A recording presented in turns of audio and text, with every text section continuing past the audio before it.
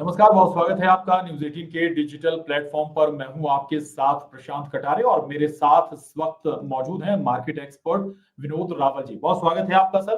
विनोद जी, हम आज चूंकि अपने दर्शकों को बड़ा महत्वपूर्ण मसला है, विषय है, गोल्ड लगातार बढ़ भी रहा है, आज डाउन भी हुए हैं, क्या इसकी वजह, ये तमाम समझने की कोशिश करेंगे। चांदी पर भी हम समझने की कोशिश करेंगे, क्योंकि एक तरफ शेयर मार्केट बहुत ज्यादा हाइप, जिसने अभी लास्ट ईयर में बहुत ज्यादा हाइप नहीं दिया, लगभग हम कहें कि एक लेवल पर बना रहा है, तो लोगों का फोकस सोने और चांदी पर, गोल्ड और सिल्वर पर गया है। क्या इसमें संभावना है, जरूर आपसे समझना चाहेंगे। सबसे पहले गोल्ड की बात करेंगे। विनोद जी, लगातार हाइप बना रहा है लेकिन फिर डाउन हुआ है, ये किस वजह से ऐसा नजर आ रहा है?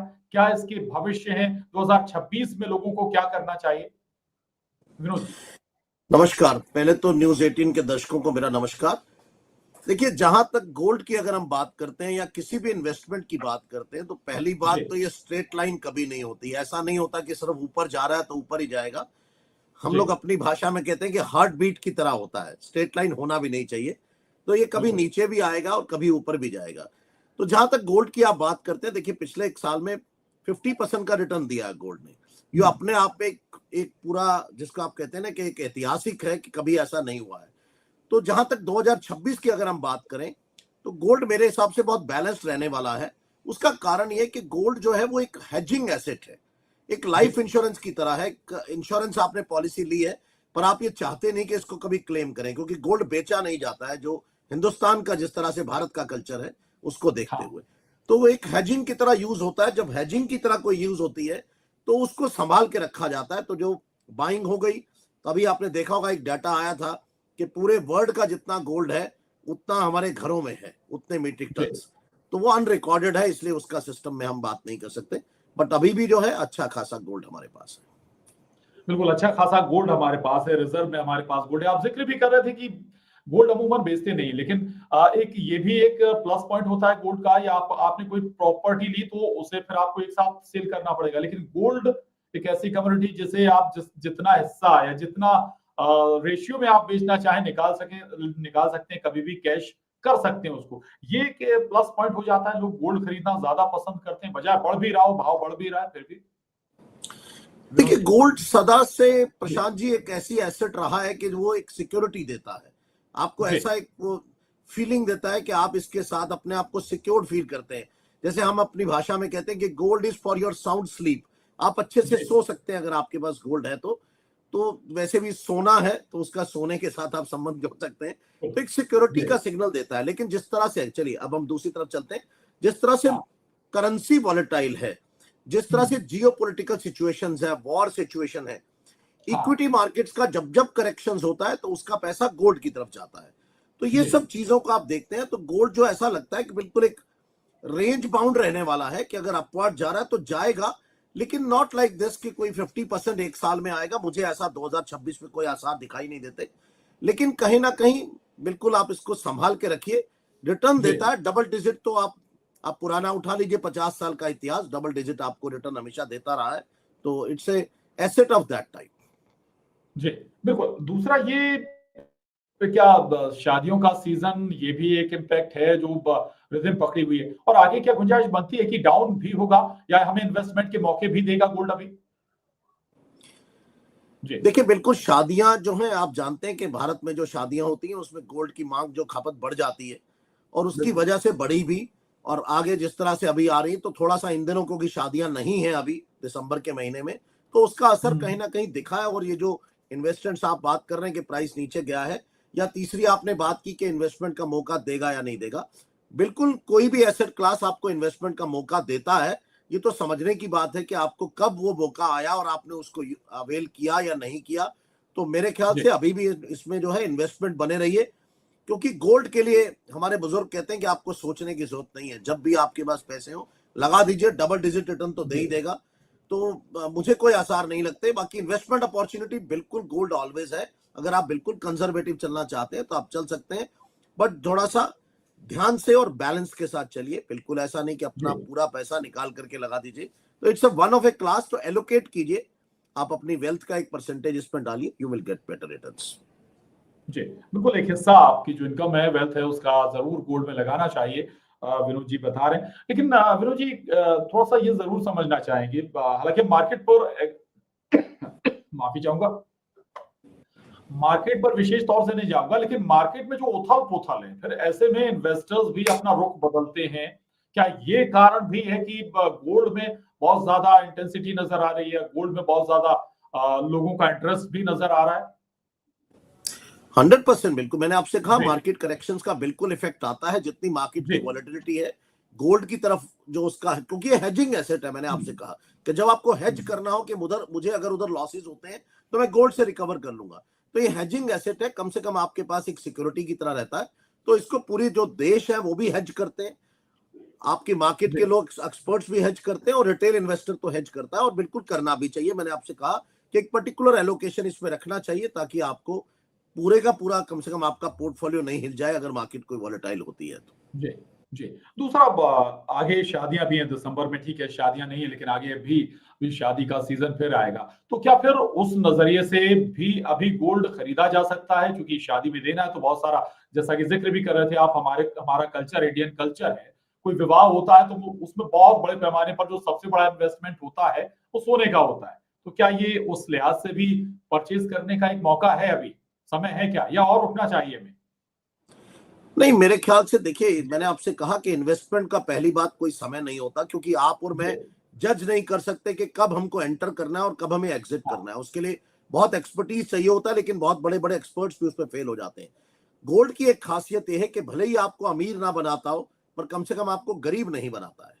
तो आपको जी गरीब होने से रुकना है तो आपको गोल्ड में इन्वेस्ट करना चाहिए, इसमें कुछ गलत नहीं है। और जहां तक आपने शादियों की बात की, तो शादियों का जो हमारे यहाँ कल्चर है वो इसीलिए होता है कि जो एक दंपत्ति जो है एक नया जीवन स्टार्ट कर रहे हैं, उनको कम से कम एक एसेट ऐसे दे दिए जाए जिससे उनको एक सिक्योरिटी रहे कि कम से कम हाँ इतना एसेट हमारे पास है, तो पूरा परिवार मिलकर के उनको एक सिक्योरिटी देता है कि आप एक नया परिवार शुरू कर रहे हैं।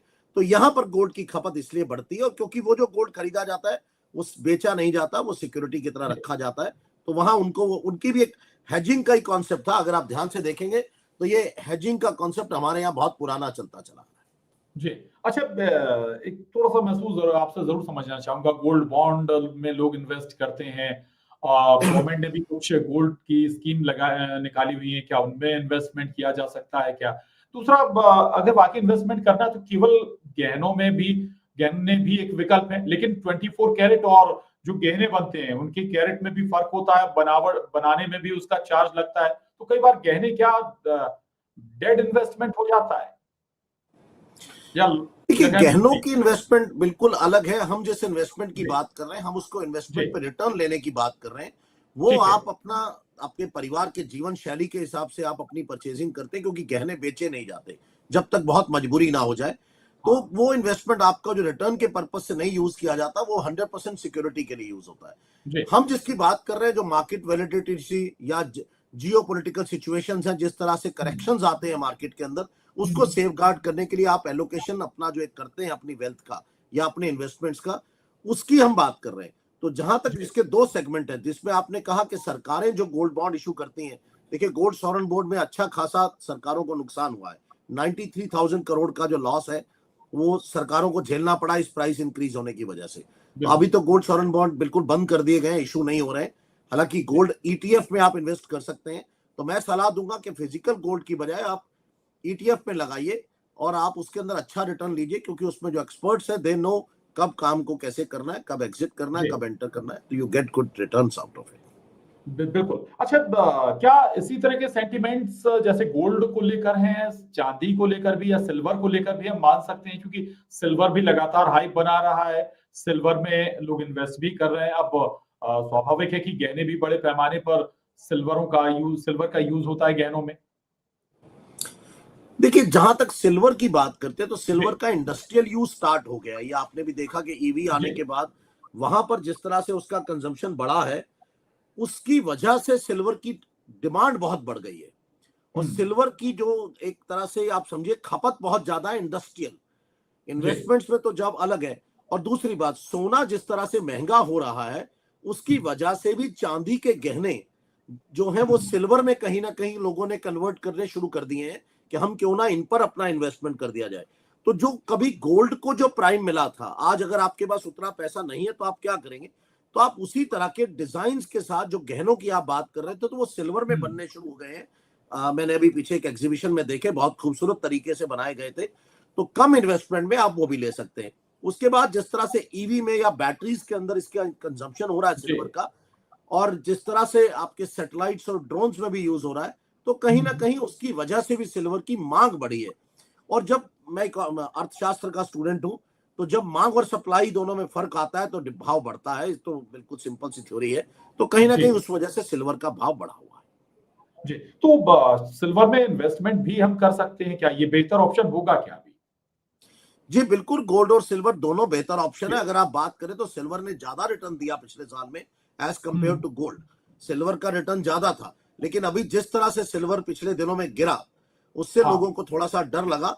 तो थोड़ा देखिए, मार्केट को देख करके जब भी आपको अच्छा लगे अपने सलाहकार से सलाह करके आपको बिल्कुल सिल्वर में भी इन्वेस्ट करना चाहिए। ये भी एक तरह से अब हेजिंग का आ गया है, बट केयरफुली आपको दोनों एसेट्स पे जाना होगा। मैंने कहा कि बैलेंसिंग करनी होगी, दोनों अच्छी एसेट्स हैं, दोनों में अच्छा रिटर्न आ रहा है, लेकिन देखते हुए खाली ग्रीड में मत जाइए, खाली लालच में मत जाइए, स्पेकुलेशन पे मत जाइए। आप अपना एक्यूमेंट यूज कीजिए, आप अपना दिमाग यूज कीजिए, अपने कंसल्टेंट्स को यूज कीजिए, आपके जो सलाहकार हैं उनके बेसिस के ऊपर आप इन्वेस्टमेंट्स कीजिए, अच्छा रिटर्न आप पा सकते हैं। और बिल्कुल सिल्वर जो है एक बहुत अच्छा एसेट क्लास डेवलप होकर के आया है। जी, गोल्ड और सिल्वर में लॉन्ग टाइम इन्वेस्टमेंट ही बेहतर होता है या फिर कोई ऐसे विकल्प भी हैं कि कम समय में आपने लिया, परचेज किया और सेल कर दिया, कोई मुनाफा कमा लिया? देखिए, जहां तक छोटे समय में मुनाफा वसूली की बात है, वो मैं उसकी सलाह नहीं देता हूं, क्योंकि मैं हमेशा सलाह देता हूं कि आप लंबे समय तक निवेशित रहिए। उसका कारण है कि जो फाइनेंशियल डिसिप्लिन है, पैसा उसी से बनता है। मार्केट वोलेटाइल हो सकती है, आज बढ़ेगी कल घटेगी, लेकिन अगर आप डिसिप्लिन है इस मार्केट के अंदर, आप एक कंसिस्टेंसी के साथ, जिस तरह से आप और मैं अपने काम पर आते हैं, ये फाइनेंशियल डिसिप्लिन हमको पैसा दिलवाता है। आप ये मत सोचिए कि हम लोग कभी भी आ जाएंगे और कभी भी हमको मिल जाएगा, फर्क होता है दोनों में। तो फाइनेंशियल डिसिप्लिन आप मेंटेन कीजिए, आप अपने एसेट्स में प्रॉपर तरीके से इन्वेस्ट करते रहिए, बिल्कुल फायदा होगा। लेकिन अगर आप कंसिस्टेंट नहीं है, आप इर्रेगुलर हैं, कभी आपने इन्वेस्ट कर दिया कभी नहीं किया, तो कहीं ना कहीं आपको नुकसान के भी चांसेस हो जाते हैं उसमें। जबकि अगर आप डिसिप्लिन से और कंसिस्टेंसी से कोई काम करते तो नहीं होगा। तो ये दोनों एसेट क्लास ऐसे हैं जिसमें आपको फाइनेंशियल डिसिप्लिन के साथ, कंसिस्टेंसी के साथ आप इन्वेस्टेड रहिए, बिल्कुल पैसा बनता है। मैंने आपसे कहा गोल्ड डबल डिजिट देता है, आप उठा करके डाटा देख लीजिए। ये तो कभी मैंने कहा ना कि डाटा कभी झूठ नहीं बोलता है, वो तो सच आपके सामने है। आप देखिए, गोल्ड जो जबकि पिछले कुछ सालों में बिल्कुल नहीं बढ़ा था, अगर आप 2014-15 की बात करें तो बिल्कुल नहीं बढ़ता था, और अचानक से जब बढ़ा तो पिछला सारा रिकवर कर देता है। तो वही लोग मुनाफा वसूली कर पाए जो उसके अंदर निवेशित थे। जो निकल गए थे उन्होंने लॉस बुक किया, उनको दोबारा से फिर आना पड़ा, तो वो शायद उतना पैसा नहीं बना पाते जितना कि एक व्यक्ति जो डिसिप्लिन से इन्वेस्ट करता है वो बना लेता है। जी बिल्कुल। आखिरी सवाल, जो इन्वेस्टमेंट करने जा रहे हैं जिनके पास पैसा, तो रेशियो क्या होना चाहिए गोल्ड और सिल्वर के लिए? कितना पैसा कहाँ लगाएं आखिर में? हालांकि आपने ये लगभग बातें पहले भी बता दी। जी विनोद जी। देखिए, मेरा ये कहना है कि जैसा कहा जाता है कि गोल्ड के अंदर आपकी टोटल एसेट्स का 10% इन्वेस्टमेंट जरूर होना चाहिए, पर आज के सिनेरियो को देखते हुए लोगों ने उसको बढ़ाकर 20% कर दिया है, क्योंकि गोल्ड अपने आप में एक रिटर्निंग एसेट बन गया है। गोल्ड अब एक डेड एसेट नहीं है, गोल्ड एक रिटर्न भी देता है और आपको सिक्योरिटी भी देता है। दोनों चीजें बहुत कम मिलती हैं। रियल एस्टेट में भारत के अंदर हम लोग लेते थे कि आपको रिटर्न भी, रेंटल इनकम भी आती है, उसके साथ साथ आपकी प्रॉपर्टी की वैल्यू भी बढ़ती थी। स्टॉक्स के अंदर आपको डिविडेंड्स आते थे, उसके साथ स्टॉक्स की वैल्यू बढ़ती थी, इसीलिए आप निवेशित रहते थे। तो अब गोल्ड और सिल्वर दोनों एसेट क्लास है जिसके अंदर आपको रिटर्न भी अच्छा मिलने लगा, उसी तरह से वॉलेटिलिटी का फायदा मिला वहां पर, लेकिन उसके साथ साथ आपको सिक्योरिटी भी मिली। फिजिकल एसेट के साथ, फिजिकल गोल्ड के साथ फिजिकल की मिली। ईटीएफ में भी आप पूरा सिक्योर्ड रहते हैं, क्योंकि वो इन्वेस्टमेंट भी गोल्ड में हुआ होता है। तो सरकारें जिस तरह से उसको लॉन्च कर रही हैं, तो बिल्कुल मैं कहूंगा कि आप अपने एसेट्स का 20% गोल्ड के अंदर और सिल्वर में इन्वेस्ट कर सकते हैं, करना चाहिए। कुछ म्यूचुअल फंड में इन्वेस्टेड रहिए, कुछ स्टॉक्स में जाइए, इक्विटी में जाइए, आप अच्छा पैसा बनाएंगे कोई किसी किस्म से। लेकिन सिर्फ एक ही सलाह दूंगा कि बिल्कुल एक अपने फाइनेंशियल डिसिप्लिन के साथ इन्वेस्ट कीजिए, ना कि रैंडम मत कीजिए। एक सिस्टम बनाइए कि मेरी सैलरी जब आएगी या मेरी इनकम जब आएगी या इस डेट को मैं इन्वेस्टमेंट करूंगा। जब एसआईपी जो है, इस तरह से प्लान कीजिए आप अपनी कि आप इन्वेस्टमेंट रेगुलर होती रहे और आप मार्केट का मैक्सिमम फायदा उठा सकें उससे। जी, बिल्कुल। तो विनोद जी को आपने सुना, तमाम दर्शक जो न्यूज़ 18 के इस वक्त सुन रहे थे विनोद जी को, एक लाइन बहुत आपको ध्यान से रखनी है, इन्वेस्टमेंट जरूर करें लेकिन वित्तीय अनुशासन बहुत जरूरी है। लॉन्ग टर्म के लिए वित्तीय अनुशासन बनाकर रखें तो आप मुनाफा जरूर कमा सकते हैं गोल्ड और सिल्वर से, यानी सोना और चांदी से। बहुत शुक्रिया विनोद जी न्यूज़ 18 से बात करने के लिए, आपने बहुत महत्वपूर्ण जानकारी हमारे दर्शकों को दी है आज, इसके लिए बहुत धन्यवाद। नमस्कार। धन्यवाद।